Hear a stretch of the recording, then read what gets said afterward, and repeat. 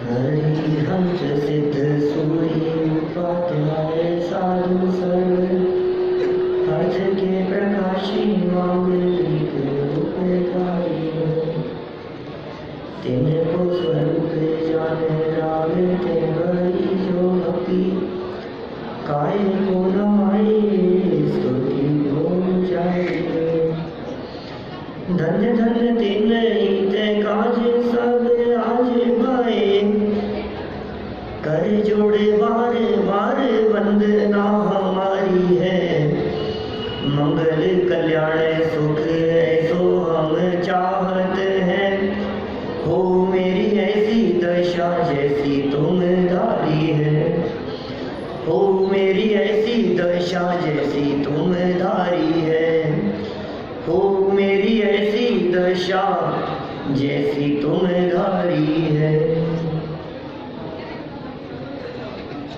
मुनिराज पार्श्व कुमार को केवल ज्ञान की प्राप्ति हुई और केवल ज्ञान सहित संपूर्ण भारतवर्ष में लगभग 70 वर्षों तक विहार होता रहा।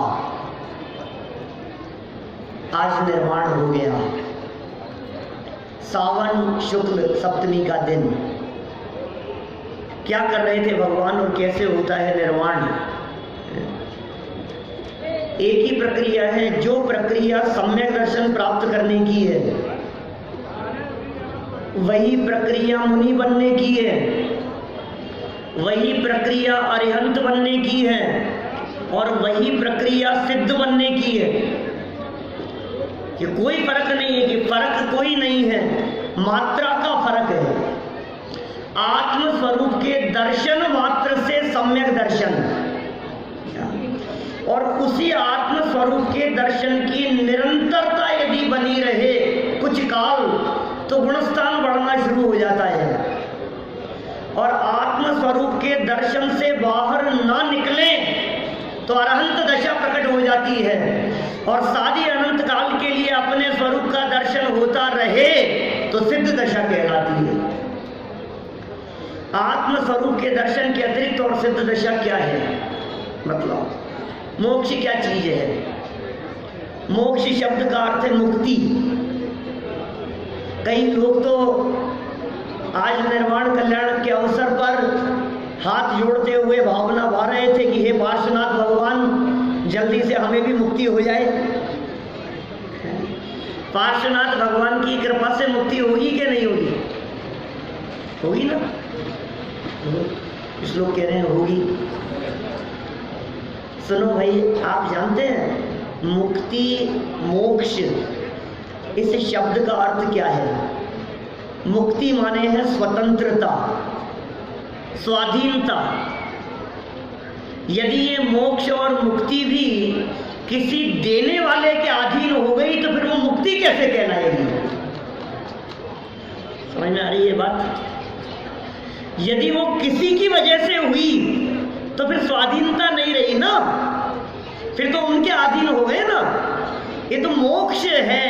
यहाँ रंच मात्र भी पराधीनता का काम नहीं है। जहाँ परतंत्रता किंचित भी न हो उस अवस्था का नाम मुक्ति है। और ये मुक्ति का मार्ग 70 वर्षों तक पार्श्वनाथ स्वामी यहाँ इस धरातल पर बैठ करके बताते रहे। तो ग्वालियर आए होंगे कि नहीं? बीच में आए होंगे। भव्य जीवों के भाग्य से न मालूम कहाँ कहाँ विहार होता रहता है, सर्वत्र। और सुनो, समूह शरण की रचना ही इतनी बड़ी होती है कि आज का हिंदुस्तान तो बहुत छोटा है उसके सामने। आप आदिनाथ भगवान के समय की अयोध्या की यदि बात करो तो अयोध्या इतनी बड़ी थी कि पूरा हिंदुस्तान उसमें समा जाए। इतनी बड़ी विशाल अयोध्या थी। 12 योजन बाई 9 योजन की का तो समूह शरण। वो अयोध्या कितनी विशाल होगी जिस अयोध्या में आदिनाथ भगवान का समूह शरण था। धीरे धीरे समूह शरण की रचना काल क्रम से इस अवसरपणी काल के अनुसार घटती चली गई। लेकिन तीर्थंकर परमात्माओं का वही उपदेश जो ऋषभदेव स्वामी ने दिया, वही उपदेश अजितनाथ स्वामी ने, वही संभवनाथ स्वामी ने, और वही उपदेश हमें भगवान पार्श्वनाथ स्वामी के माध्यम से भी मिलता रहा। क्या उपदेश दिया होगा भाई साहब? क्या उपदेश दिया होगा कि देखो भाई मैं तो भगवान बन गया हूं, अब तुम्हारा भला बुरा तो करूंगा नहीं। अरे भाई भगवान बनने का मार्ग वे ही बता सकते हैं जो स्वयं भगवान बन गए हो। कौन बताए? जो व्यक्ति जिस जगह पर कभी गया नहीं वो वहां का रास्ता कैसे बताएगा? वो वहां की व्यवस्थाओं के बारे में कैसे बतलाएगा? सिद्ध दशा साधी अनंत काल की है। सिद्ध दशा में अक्षय अनंत सुख है, अभूतपूर्व आनंद है। उस सिद्ध दशा के आनंद का वर्णन करने में करोड़ों करोड़ों क्या अनंत जिह्वाएं भी संभव नहीं है, सक्षम नहीं है उसका वर्णन करने में। वो सिद्ध दशा का कैसा अपूर्व आनंद होता होगा। एक परिकल्पना जरूर की उस सिद्ध सुख के संदर्भ में हमारे ब्रह्मचारी यशपाल जी ने। गुणस्थान विवेचन उनकी पुस्तक है, और सिद्धों के सुख का वर्णन करते हुए उन्होंने एक प्रकरण लिखा उस पुस्तक के अंत में। मैं वो नमूना आपको थोड़ा सा बताना चाहता हूँ। आप जानते हैं चक्रवर्ती कितने बड़े सम्राट होते हैं? 6 खंड के अधिपति। कल थोड़ी बहुत चर्चा की थी। अभी चक्रवर्ती के वैभव की बात नहीं करूँगा। एक चक्रवर्ती नहीं, एक युग में चक्रवर्ती होते हैं 12 के 12 चक्रवर्तियों का वैभव, संपन्नता और उनके आनंद को इकट्ठा करो। न केवल 12 चक्रवर्ती, इनके अतिरिक्त 9 नारायण, 9 प्रतिनारायण, 9 बलभद्र, 63 शलाका पुरुष, 169 महापुरुष, सबके आनंद को इकट्ठा करो। सबके वर्तमान आनंद को इकट्ठा किया। भूतकाल में जितने हो चुके हैं अब तक अनंत, उन सब के आनंद को इकट्ठा करो। भविष्य में जितने चक्रवर्ती आदि महापुरुष होंगे उन समस्त महापुरुषों के आनंद को इकट्ठा करो। जितने चक्रवर्ती आदि हैं इससे अनंत गुना भोग भोगते भोग भूमिया के जीव। उन सारे भोग भूमिया जीवों के त्रिकालवर्ती सुख को एकत्रित करो। स्वर्ग के देवों के और इंद्रों के वैभव और उनके आनंद को इकट्ठा करो। और सबको इकट्ठा करने के बाद उससे अनंत गुना विलक्षण जाति का सुख सिद्ध परमात्मा एक समय में भोगते हैं। क्या कहा? इनसे अनंत गुना नहीं, जाति भिन्न है। इस जाति का आनंद नहीं, लेकिन आप कल्पना कीजिए जरा कि वो सिद्ध परमात्मा किस तरह का आनंद भोगते होंगे। साधी अनंत काल तक ये पार्श्वनाथ स्वामी उसी आनंद का उपभोग करने वाले हैं। और समव शरण में बैठकर ये पार्श्वनाथ स्वामी ये उपदेश देते रहे कि ये भव्य जीवों, जिस आनंद को वे सिद्ध परमात्मा भोगते हैं, जिस आनंद को मैं साधी अनंत काल के लिए भोगने वाला हूँ, वही आनंद तुम वर्तमान में यहाँ पांडाल में बैठे हुए अनुभव कर सकते हो। क्या पात्रता चाहिए उसके लिए? क्या योग्यता चाहिए? कौन से जीवों को आनंद की प्राप्ति होती है? क्या करना पड़ेगा उसके लिए? कितनी पढ़ाई चाहिए? शास्त्री करना पड़ेगा कि आचार्य करना पड़ेगा? पंडित बनना पड़ेगा, विद्वान बनना पड़ेगा? कितने विधि विधान और अनुष्ठान कराने पड़ेंगे? कितने पंचकल्याणक देखने पड़ेंगे? ये पंचकल्याणक प्रतिष्ठा महोत्सव जिसके बारे में गुरुदेव निरंतर ये कहते थे, ये सम्यक दर्शन का उत्कृष्ट निमित्त है। आज ये पंचकल्याणक प्रतिष्ठा महोत्सव ये संपन्न हुआ, मोक्ष कल्याणक मनाया अभी हमने। मैं आपसे पूछना चाहता हूँ, पिछले 6 दिनों से आप यहाँ मंच पर आयोजित कार्यक्रम देख रहे हैं, इनमें कौन सा दृश्य ऐसा होगा जो सच में सम्यक दर्शन का निमित्त बनेगा? सोचना जरा। क्या अष्टकुमारियों के नृत्य, क्या इंद्र सभाएं, क्या भक्ति, क्या विधान, शांति यज्ञ, जो कोई क्या क्या ऐसा दृश्य था। आखिर ये पंच कल्याणक सम्यक दर्शन में निमित्त है ना। आपकी दृष्टि कहाँ अटक रही है बतलाओ में, कौन सी जगह पर अटकती है कि यार ये चीज मुझे क्लिक करती है कि ये सम्यक दर्शन का निमित्त है। बोलो। दीक्षा का प्रसंग, पांडुशिला पर ले गए वो, 1008 कलशों से अभिषेक किया वो, पालना झूलन, लोकांतिक देवों द्वारा अनुमोदना, क्या क्या था मतलब, यही सब देखे हैं ना अपन ने। और सम्यक दर्शन में निमित्त का है, तो क्या निमित्त है? संजय जी का संचालन, क्या निमित्त होगा? आप कहेंगे साहब ये तो नकली था। अरे नकली नहीं था, असल नकल थी। क्या असली की नकल है, नकली नहीं है। इधर साक्षात की कल्पना करो आप, तो क्या गर्भ कल्याणक निमित्त बनता होगा कि जन्म कल्याणक, दीक्षा के केवल ज्ञान के मोक्ष, जीवों के सम्यक दर्शन में क्या चीज निमित्त बनती होगी? यदि मैं गहराई से बात विचार करके कहूं तो मैं कह सकता हूं कि समूह शरण की रचना पूर्वक तीर्थंकर परमात्माओं की दिव्य ध्वनि, क्या और कुछ नहीं है ऐसा। क्योंकि सम्यक दर्शन की प्राप्ति में 5 लब्धियां कही है, क्षयोक्षम, विशुद्धि, देशना, प्रायोग्य और कर्ण। और इनमें यदि निमित्त रूप से किसी की बात करें तो वो है देशना लब्धि, जिसमें निमित्त की बात है। और देशना लब्धि में सर्वोत्कृष्ट देशना साक्षात तीर्थंकर परमात्मा की देशना से बढ़कर के और क्या हो सकती है? क्या देशना होती है? क्या उपदेश दिया उन्होंने? भक्त नहीं भगवान बनने का मार्ग बतला दिया। ये वे भगवान है, देखो 3 लोक 3 काल में ऐसे परमात्मा आपको कहीं नहीं मिलेंगे जो ये कहेंगे कि हे भक्त, ये भक्त रहना ये तुझे शोभा नहीं देता, तो हमारे बगल में आकर के बैठे ये तुझे शोभा देता है। भक्त नहीं भगवान बनने का मार्ग बताने वाले, अपने बगल में बिठा लेने वाले। कोई बिठाए बगल में? थोड़े से विद्वान हो जाए तो अपने बगल में न बिठाएं। थोड़ा सा पद अपने आप का बड़ा समझ ले तो ऐसे समझिए ये हमारे बगल में क्यों आ रहा है, ये ऊपर क्यों चढ़ रहा है, ये ऊपर क्यों बैठ रहा है, ये वो भगवान है। ये वीतरागी है भाई साहब, ये वीतरागी हैं, ये सर्वज्ञ हो गए हैं। ये वीतरागता और सर्वज्ञता के माध्यम से, ये दिव्य ज्ञान के माध्यम से जान करके ये बात कह रहे हैं, ये बात जान रहे हैं कि आज इस पांडाल में बैठे हुए लोग अल्पकाल में मेरे बगल में आकर के बैठेंगे। ये उनके ज्ञान में नहीं झलक रहा है? पार्श्वनाथ भगवान के ज्ञान में बात झलक रही होगी कि नहीं? बोलो साहब, हवाना वाले पंडित जी है, उनके ज्ञान में झलक रही है ना अपनी सिद्ध दशा। वैसा ही आनंद, वही अभूतपूर्व आनंद। ये आनंद नहीं नाचने में बहुत आनंद आया, चमर हिलाने में बहुत आनंद आया और घोषणा आज के आनंद की जय, आनंद की जय, बहुत मजा आया साहब, पंच कल्याणक में बहुत मजा आया। किस चीज का मजा था? किस चीज का आनंद था बताओ? नाचने का आनंद, खाने पीने का आनंद, व्यवस्थाओं का आनंद। किस चीज का आनंद होगा? अपने आत्मा का आनंद था।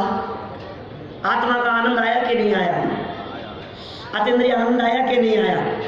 ये जो आनंद, जो जिस आत्मा के आनंद की आप बात कर रहे हैं, ये भी विकल्पात्मक आनंद है। मैं निर्विकल्प आनंद की बात कह रहा हूं। यह बात परम सत्य है कि निर्विकल्प आत्मा की अनुभूति विकल्पात्मक दशा के बिना नहीं होगी। जिन्हें अभी विकल्पों में भी आनंद नहीं आ रहा है, वो निर्विकल्प अनुभूति की कल्पना से भी दूर है। इसलिए पहले विकल्पात्मक भूमिका में वो आनंद आए। ये मुक्ति है भाई साहब। किससे मुक्ति हुई उनको? द्रव्य कर्म से, पार्श्वनाथ भगवान को। 4 घातीय कर्म तो पहले ही नष्ट हो गए थे, आज अघातीय कर्म भी नष्ट हो गए, उनका भी अभाव कर दिया। भाव कर्म का अभाव पहले हो गया था और आज शरीर का भी अभाव होकर, 9 कर्म का भी अभाव होकर सिद्ध दशा की प्राप्ति हो गई। सच सच बतलाना, इनका अभाव किया उन्होंने? इनका अभाव किया? नहीं किया। अरे इनका तो अभाव था सदा काल। ये थे कहाँ उनमें? पार्श्वनाथ भगवान में ये शरीर था क्या? पार्श्वनाथ भगवान के कर्म चिपके थे क्या? आप कौन सी अवस्था को पार्श्वनाथ समझ रहे हैं? आप कौन सी अवस्था को अनंत और सिद्ध अवस्था समझ रहे हैं? ये अशरीरी जो दशा दिखाई दे रही है, ये अशरीरी दशा देह से भिन्न सदा काल भिन्न है। ये अब अशरीरी हो गए हैं ऐसा नहीं है। मुनि अवस्था हो, चाहे अरहंत अवस्था हो, चाहे सिद्ध अवस्था हो, आचार्य कुंद स्वामी कहते हैं तुम्हारी देखने की दृष्टि बदलो। ये शरीर की अवस्थाओं के नाम नहीं है, ये आत्मा की अवस्थाओं के नाम है। मूल गाथा में नहीं कहते हैं ऐसी बात। अरिहंत सिद्धाचार्य पाठक साधु हैं परमेष्टिपन, सब आत्मा की अवस्थाएं। आत्मा ही ये किसकी अवस्था है? आत्मा की अवस्था है। अरहंत भी आत्मा की अवस्था का नाम है, सिद्ध भी आत्मा की अवस्था का नाम है। आंख बंद करके जरा अरहंत भगवान को देखो, तुम्हें क्या दिखता है? आत्मा की अवस्था दिखती है कि समोशरण सहित शरीर की अवस्था दिखती है? सोचो, मुनि कहते हैं तुम्हारे को क्या दिखता है? पीछी कमंडल लटकाई हुई नग्न दिगंबर दशा दिखती है या आत्मा की अतीन्द्रिय आनंद में सरावर दशा दिखती है? आचार्य कुंद स्वामी कह रहे हैं मुनिराज तो आत्मा की अवस्था का नाम है। आचार्य फरमा रहे हैं कि अरहंत अवस्था तो आत्मा की अवस्था का नाम है, सिद्ध अवस्था तो आत्मा की अवस्था का नाम है। न हम अरहंत को देख पा रहे हैं, न हम सिद्ध को देख पा रहे हैं, न हम आचार्य उपाध्याय साधुओं को देख पा रहे हैं। सच में जिसने आत्मा को देखा उसने पंच परमेष्ठियों को देखा। जिसने आत्मा नहीं देखा उसने पंच परमेष्ठियों को देखा ही नहीं, उसे पंच परमेष्ठियों को देखना ही नहीं आया। वो तो बाहर से देखता है, इन चमड़े की आंखों से बाहर चमड़े को देखता है, इन पौद्गलिक आंखों से पुद्गल को देखता है। अरे ज्ञान नेत्र के माध्यम से ज्ञायक स्वरूप को देखे तो ये पंच परमेष्ठि के दर्शन होते हैं। हमें दर्शन करना नहीं आया अभी।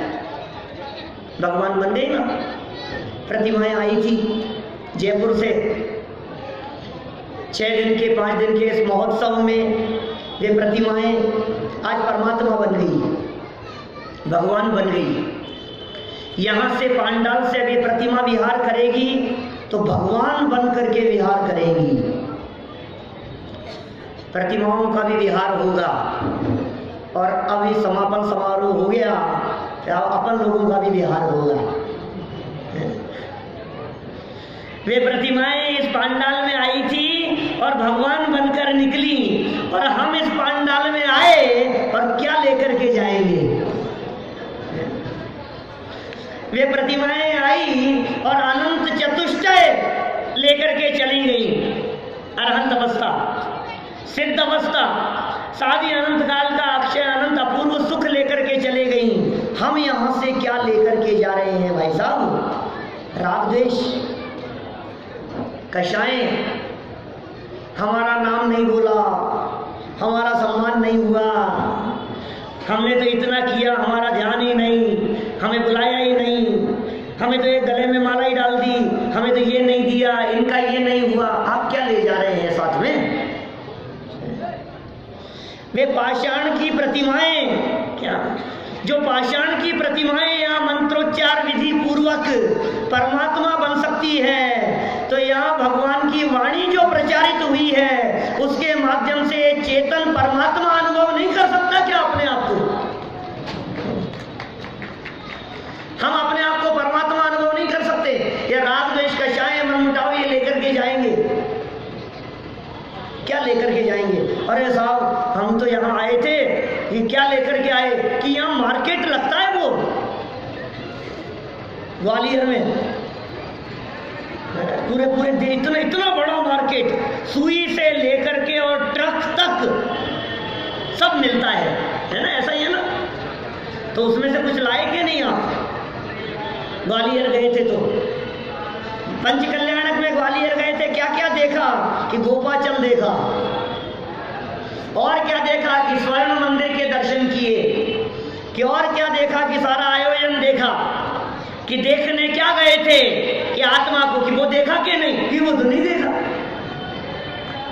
करने क्या गए थे ये बताओ? वहां पंचकल्याणक में क्या करने के लिए गए थे आप? आगरा गए, यहाँ गए कि ताजमहल देखा? नहीं, वो तो नहीं देखा। तो क्या करने गए थे? पेरिस गए क्या? हाँ, पेरिस तो कई बार जाकर के आए। क्या आईफिल टावर देखा कि नहीं? लंदन गए क्या? हाँ, कई बार जाकर के आए। कोहिनूर देखा कि नहीं? तो क्या कहते हैं हम? अरे तो जाना ही बेकार हो गया तुम्हारा, वहां जाकर के ये चीज नहीं देखी। क्या कहते हैं बोलो? आज आप क्या कहेंगे यदि कोई व्यक्ति किसी प्रसिद्ध जगह पर गया है और वहां जाकर घूमने जाकर वहां की जो फेमस चीज है वो बिना देखे हुए यदि वापस आ जाए तो आस पड़ोस वाले लोग क्या कहेंगे? अरे यार, वहां जाकर के भी ये नहीं देखा, वहां जाकर के भी ये नहीं किया। तो हम आपसे पूछते हैं, बाहर निकलने के बाद लोग ये पूछेंगे कि कहां गए थे? कि पंचकल्याणक में। कि क्या देखने गए थे? कि पंचकल्याणक। अरे पंचकल्याणकों में आत्मा देखने जाया जाता है भैया। तुम क्या देखने के लिए जाते हो? तुमने क्या देखा है? तुम जो देख रहे हो और जो देख करके आए हो, तुम इधर उधर अटक करके रह गए। अरे समव शरण में जाकर के भी आपको पता है 12 सभाएं जहां लगती है उसके पहले 7 भूमियां होती है। 8वीं भूमि में 12 सभा लगती है जहां तीर्थंकर परमात्मा की दिव्य ध्वनि चलती है।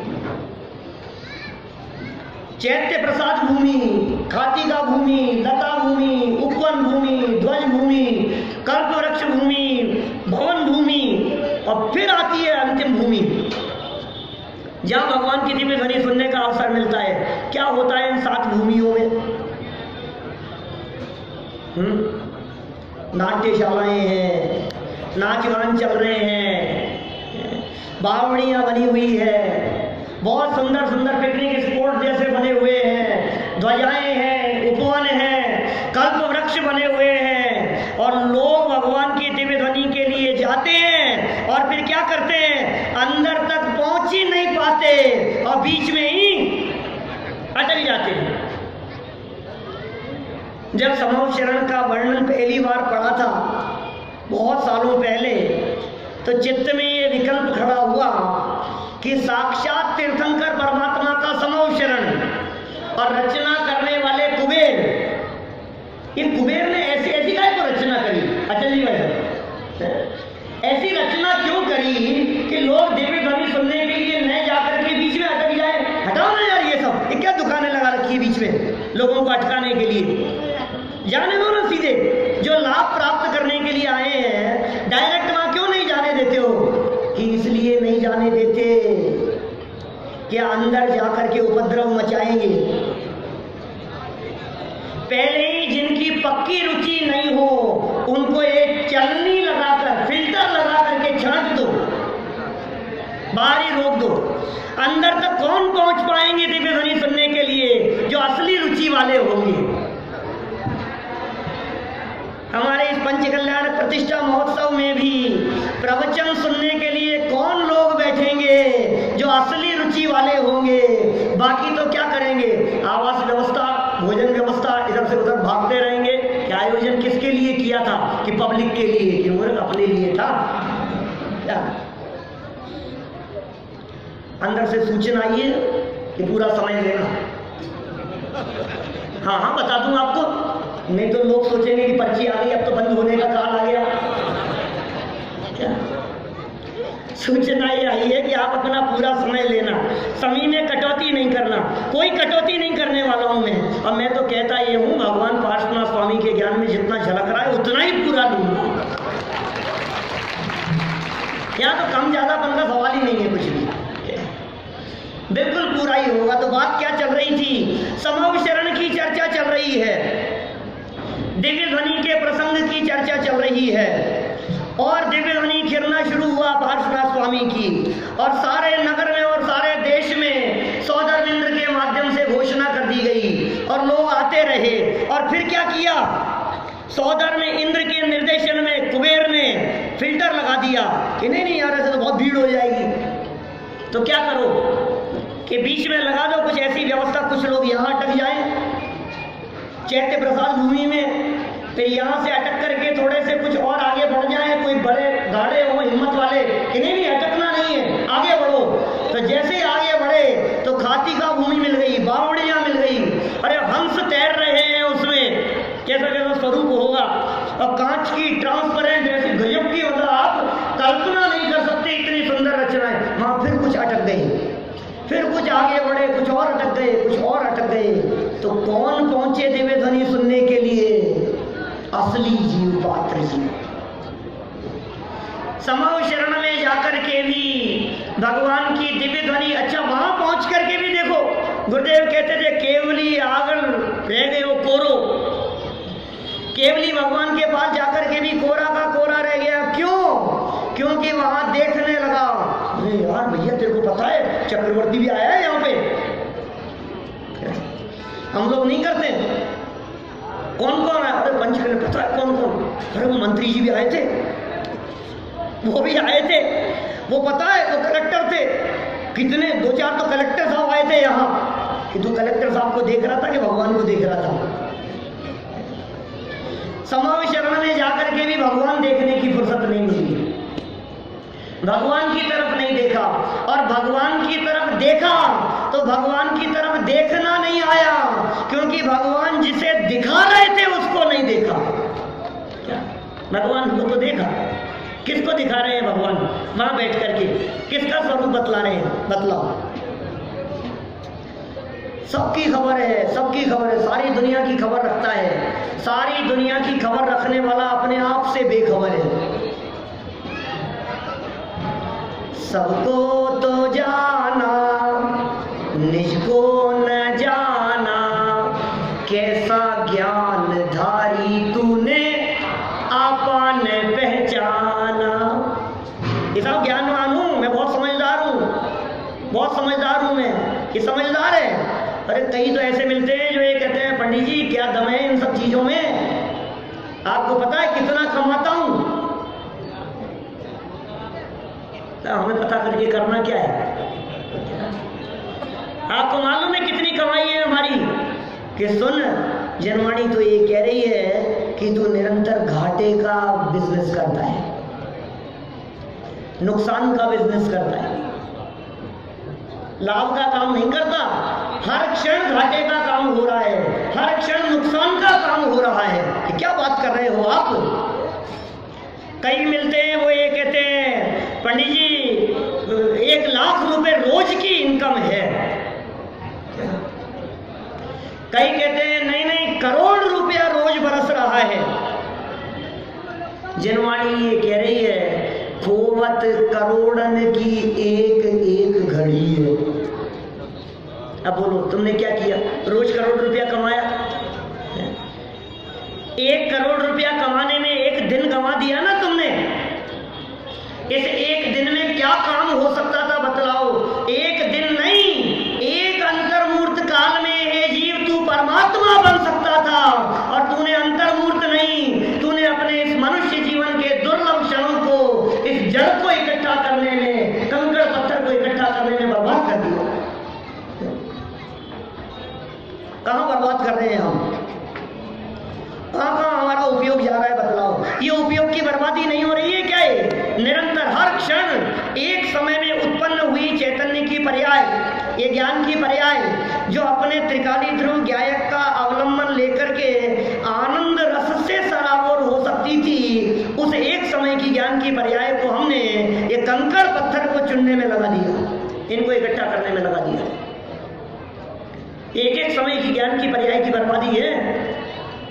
ये दुर्लभ मनुष्य जीवन के क्षण ये कहां बर्बाद हो रहे हैं, हमें इसका कुछ विचार विवेक ही नहीं है।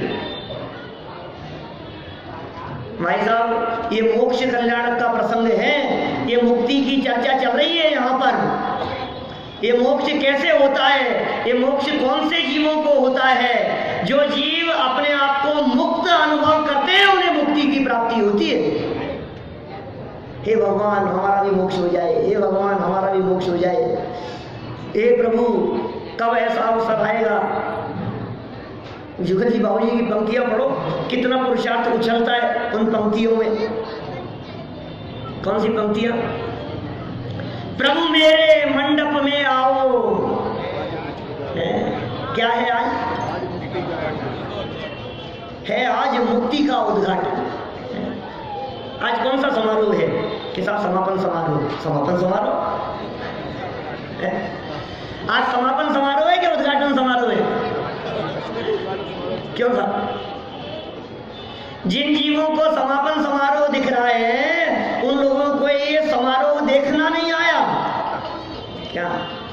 हमारे यहाँ समापन समारोह नहीं होता, हमारे यहाँ तो उद्घाटन ही होता है, समापन नहीं होता भाई साहब कभी। कई लोग पूछते हैं, कभी कभी जब आयोजनों में इधर उधर जाते हैं और कुछ गाथा चलाते हैं ना, तो 5-7 दिन 10 दिन कोई गाथा चलाई तो लोग पूछने लगते हैं, पंडित जी गाथा खत्म करोगे ना, गाथा पूरी होगी कि नहीं होगी? हमारी गाथा कभी पूरी नहीं होती। क्या बात कर रहे हो आप? गाथा पूरी नहीं होती? अरे हमारे यहाँ तो सिद्ध दशा में भी उद्घाटन होता है, समापन नहीं होता। क्या अव्ययवाद सुख साधे अनंत काल के लिए रही है अनंत काल। कि साहब कभी तो अंत आएगा, कभी तो आएगा ना अंत, आएगा कभी अंत। अंत का क्या काम है? जहां अंत आ जाए हमें वो काम नहीं करना। हम तो वो काम करेंगे जिसका अंत नहीं आए, जिसका समापन नहीं हो। हमारे दादा एक बात कहते हैं हमेशा, छोटे दादा की बात कह रहा हूँ, भारेन जी की। वो कहते हैं आज तक जितने काम शुरू किए वो काम हमने कभी बंद नहीं किए। क्या? चाहे पाठशालाओं का संचालन हो, चाहे प्रशिक्षण शिविर हो, चाहे शिविरों का आयोजन हो, चाहे कोई सी भी तरह का आयोजन, जो भी उन्होंने कार्यक्रम शुरू किए, तत्व ज्ञान के प्रचार प्रसार की गतिविधियों को उन्होंने शुरू किया, उन्हें कभी बंद नहीं किया और वो पंचम काल के अंत तक चलती रहेंगी। देखिए, ये मुक्ति के उद्घाटन समारोह की चर्चा है भाई साहब। ये साहब पार्श्वनाथ स्वामी को तो मुक्ति हो गई, अब हमें क्या हुआ? कल तक तो उनका सहारा था, आज तो वो भी नहीं बचे, अब तो वो भी नहीं रहे ना हमारे बीच में। अब हमारा क्या होगा? अब कौन संभालेगा? पारस प्रभु जी पार लगा दो, ऐसा होगा? मंझधार में है नैया, प्रभु पार लगा देना, ऐसा होगा? पार्श्वनाथ भगवान उतर करके आएंगे पार लगाने के लिए? सुनो भाई, एक दिन ऐसा हुआ, पार्श्वनाथ भगवान से जाकर मैंने खड़े होकर के मांग लिया, हे भगवान आप तो अनंत सुखी हो, थोड़ा सा मुझे भी दे दो। अनंत जानते हैं ना प्रभु, मैं तो थोड़ा सा मांग रहा हूँ, थोड़ा सा मुझे दे दोगे तो आपके अनंत में कुछ फर्क नहीं पड़ेगा। कमलेश जी वैसा कुछ फर्क पड़ेगा क्या? जो अनंत है जिसके पास में, अजीत जी भाई साहब दिल्ली वाले, आपके पास तो अथाह है, आप थोड़ा सा मेरे को दे दोगे तो कुछ कमी नहीं पड़ेगी। ऐसा कहते हैं ना लोग, अरे साहब आपके पास क्या कमी है, आपके पास क्या कमी है? हे प्रभु पार्श्वनाथ आपके पास क्या कमी है? थोड़ा सा हमें दे दो, आपके पास तो कोई फर्क नहीं पड़ेगा। अनंत सुख में से थोड़ा सा दे दिए जाने पर आपके कोई कमी नहीं पड़ेगी। जैसे ही ये वाक्य निकला, सामने से पार्श्वनाथ स्वामी ने ऐसी डांट लगाई कि समझता क्या है अपने आप को। फिर थोड़े करुणावंत होकर बोले कि सुन, तेरी ही तरह मैं भी जगह जगह जाकर के सुख के लिए भीख मांगता था, लेकिन अंदर की बात बताऊं, मुझे किसी ने भीख में आनंद नहीं दिया। जब मुझे किसी ने नहीं दिया और मैंने अपने पुरुषार्थ से अनंत सुख प्रकट किया, तो ये मुफ्त का माल नहीं है जो मुफ्त में दे दूं। तुझे चाहिए तो अपना आनंद तुझे प्राप्त करना पड़ेगा, अपने पुरुषार्थ से प्राप्त कर। भाई साहब, भीख में राज्य नहीं मिला करते हैं, भिक्षा में चक्रवर्ती सम्राटों के राज्य नहीं मिला करते हैं। भीख मांगने वालों को तो भीख ही मिलती है। क्या यहाँ ये अतीन्द्रिय आनंद भीख मांगने वालों को नहीं, पुरुषार्थ करने वालों को प्राप्त होगा। कैसा पुरुषार्थ किया? जो अंतरोन्मुखी पुरुषार्थ उन्होंने किया वही अंतरोन्मुखी पुरुषार्थ अपने को भी करना है। देखो पार्श्वनाथ भगवान कमट पत्थर बरसाता रहा और पार्श्वनाथ भगवान क्या करते रहे? तो क्या करते रहे? कुछ भी नहीं। ज्यों ज्यों पत्थर बरस रहे हैं त्यों त्यों उपयोग स्वरूप में लीन है। जो कोई भी व्यक्ति उपसर्ग करे आपके ऊपर, आंखें बंद कर लो। विधि बता रहे, कला सिखा रहे, उनका जीवन आदर्श है हमारे लिए। विरोध करने वालों का विरोध नहीं करना। और जो कला पार्श्वनाथ भगवान के जीवन में दिखती है वही कला हमारे को गुरुदेव के जीवन में दिखती है। क्या वही तो दिखता है। गुरुदेव के जीवन को उठा करके देख लो आप, किसी का विरोध नहीं। क्यों विरोध करें? विरोधी अपने आप मिट जाते हैं। और वही कला हमारे को दादा के जीवन में भी दिखती है। करते रहो जिसको जो करना हो, हम अपना काम करते रहेंगे। हमें नहीं देखना किसी की तरफ। किसी का कोई विरोध नहीं, किसी से कोई झगड़ा नहीं, किसी से कोई विवाद नहीं। किसी सामने वाला व्यक्ति गालियां दे रहा है कि दे रहा होगा, वो मुझे गालियां नहीं दे रहा, वो अपने आप को गालियां दे रहा है। वो मेरा विरोध नहीं कर रहा। विरोध करने के लिए उठने वाली उसकी परिणति में उसके अपने स्वभाव का विरोध हो रहा है। वो मेरा क्या विरोध करेगा? जगत में कौन व्यक्ति मेरा विरोध कर सके? कोई किसी का विरोध नहीं करता। इसलिए किसी के प्रति कोई नाराजगी का भाव नहीं। हमें तो सब जीव परमात्मा नजर आते हैं, हमें तो सब जीव भगवान नजर आते हैं। आपको वे अनंत दिख रहे थे, आपको वे मुनिराज दिख रहे थे, आपको वे तीर्थंकर दिखाई दे रहे थे। अरे आप उन्हें पर्याय दृष्टि से देख रहे थे और वे परमात्मा आपको द्रव्य दृष्टि से देख करके कह रहे हैं बद्दा जीव परमात्मा छे। आप सब परमात्मा हैं, हम भी परमात्मा हैं और तुम भी परमात्मा हो। दोनों के परमात्मापन में कोई फर्क नहीं है। और युगल जी बाबू जी तो ये कहते थे अब एक परमात्मा दूसरे परमात्मा को अर्घ कैसे चढ़ाए? तुम भी परमात्मा और हम भी परमात्मा, और कौन सा परमात्मा कौन से परमात्मा को अर्घ चढ़ाए? कैसे चढ़ाए बतलाओ भाई। ये मुक्ति का मार्ग है भाई साहब, ये मोक्ष की विधि है। सच में ये मोक्ष कहीं बाहर में नहीं होता। यद्यपि उपचरित असद्भुत व्यवहार की दृष्टि से जब देखते हैं तो ये कहा जाता है कि पार्श्वनाथ स्वामी को मोक्ष की प्राप्ति सम्मेद शिखर जी के स्वर्ण भद्र कूट से हुई थी। कौन से नए से कह दिया? उपचरित असद्भुत, असद्भुत व्यवहार नए से। लेकिन पार्श्वनाथ भगवान वहां बैठे हैं कि नहीं बैठे हैं? बैठेंगे पार्श्वनाथ भगवान वहां? अच्छा वहां शिखर जी जाएंगे तो पार्श्वनाथ भगवान मिलेंगे कि नहीं? वहां नहीं मिलेंगे पार्श्वनाथ भगवान। तो फिर क्या करने के लिए जाते हो वहां? शिखर जी क्या करने के लिए जाते हैं? किससे मिलने के लिए जाते हैं? तो कौन से मिलेंगे? पार्श्वनाथ नहीं मिलेंगे तो वहां पे शिखर जी में कौन से भगवान मिलेंगे? कोई भी नहीं है वहां पे। जाते तो हैं हम लोग।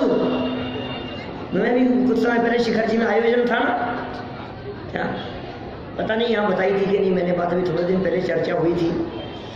तो वहां एक 20-22 साल के लड़के को सांप काट गया, मालूम है आपको? नहीं, यहाँ नहीं सुना इसका मतलब। हमारा शिखर जी में स्वर्ण जयंती का कार्यक्रम था जी भाई साहब, 1.5 साल पहले।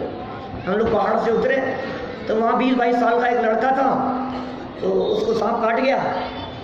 तो सांप काट गया तो क्या हो गया भाई साहब? कुछ लोग जो आसपास में लोग थे उन्होंने कहा अरे शिखर जी, पहाड़ और पार्श्वनाथ भगवान और उनका चिन्ह सांप, और इसको काटा है। इसको तो क्या करो कि ऊपर पार्श्वनाथ भगवान के पास ही ले चलो। तो वहीं ले गए उसको पार्श्वनाथ भगवान की टोप पर। फिर क्या हुआ होगा? क्या हुआ होगा? आप क्या सोच रहे हो? वही हुआ जो पार्श्वनाथ स्वामी का हुआ था। क्या हुआ? पार्श्वनाथ स्वामी वहां से ज्यादा ऊपर चले गए, ये थोड़ा ऊपर गया होगा। अरे भाई साहब, लोगों को ऐसा लगा पार्श्वनाथ भगवान का चिन्ह है, पार्श्वनाथ भगवान बचाएंगे, पार्श्वनाथ भगवान बचाएंगे। लोग ऐसा सोचते हैं पार्श्वनाथ भगवान बचाने वाले हैं। मैं आपसे पूछता हूँ, पार्श्वनाथ भगवान बचाने वाले हैं, पार्श्वनाथ भगवान ने अपने आप को भी उस उपद्रव से बचाने का प्रयास नहीं किया, तुम्हें क्या बचाएंगे? और यदि उन्होंने बचाया है तो किस विधि से बचाया है? ये बचने का मार्ग है। मोक्ष बाहर में होता ही नहीं है, न शिखर जी में मोक्ष है और न सिद्धालय में मोक्ष है। ये सब मोक्ष तो वहां है ना, लोक के आखिरी भाग में। अनंत बार जाकर के आया है। कई लोग मिलते हैं ऐसे जो ये बात कहते हैं, अरे पंडित जी विदेश जाते हो?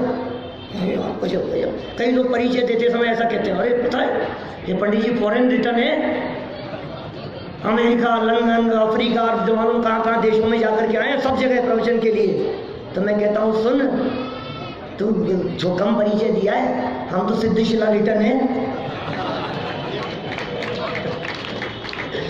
अरे रिटर्न होने में क्या दम है ये बताओ? फॉरेन रिटर्न होने में क्या दम है? सिद्धशिला रिटर्न होने में क्या दम है? अब तो ऐसा अवस्था प्राप्त करेंगे कि एक बार सिद्ध अवस्था की प्राप्ति होगी तो फिर दोबारा कभी रिटर्न नहीं होगी। ये रिटर्न होने का मार्ग नहीं है, ये उद्घाटन का मार्ग है भाई साहब। यहाँ लौट करके आने की बात नहीं होती है। और मोक्ष सच में बाहर होता ही नहीं है, मोक्ष तो अंदर में होता है। कुछ पंक्तियां कह करके बात पूरी करूंगा। मोक्ष बाहर की कोई मंजिल नहीं, क्या कहा? मोक्ष बाहर की कोई मंजिल नहीं, द्वार उसका आपके भीतर खुला है। तो क्या करें? बाहरी घुड़दौड़ को सब रोक दो और भीतर देख लो क्या सिलसिला है। व्यर्थ ना इसको गवाओ इस कदर, बड़ी मुश्किल से ये मानव तन मिला है। तो काम क्या करना है ये बताओ?